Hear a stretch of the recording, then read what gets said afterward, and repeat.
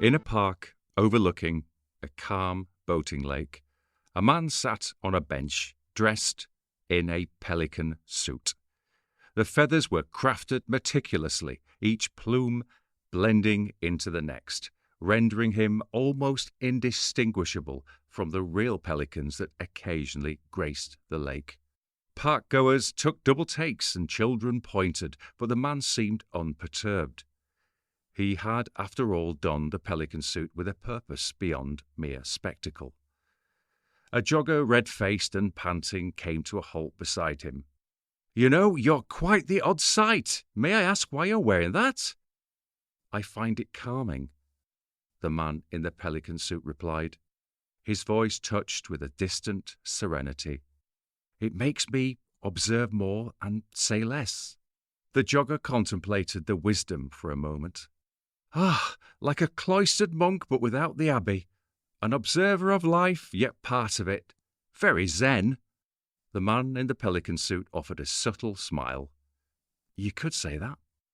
The jogger nodded, stretched his limbs, and then jogged away, leaving the suited man to his solitude and contemplations. On this particular day, a painter set up his easel next to the man. For hours, the painter's brush danced over the canvas, strokes capturing not just the hues of the lake, but also the poise of the pelican man, sitting so quietly, almost contemplatively. Finally, as the sun dipped beneath the horizon, the painter approached him.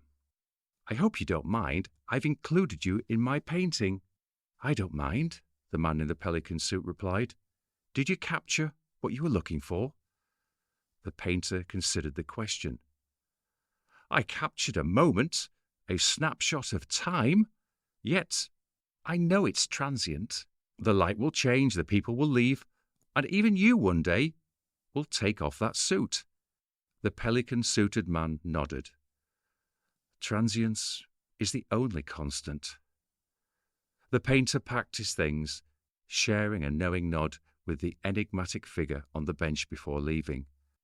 The man remained seated, unmoving, the suit by now a part of him, or he a part of it. People returned to their homes, the park lights flickered on, illuminating the lake and the bench, where the man continued his tranquil sit. Yet when morning came, the bench was empty. Where he sat, there was but a single feather, indistinguishable from those belonging to the real pelicans that occasionally visited the lake. And so life in the park resumed as joggers jogged, children played, and couples strolled.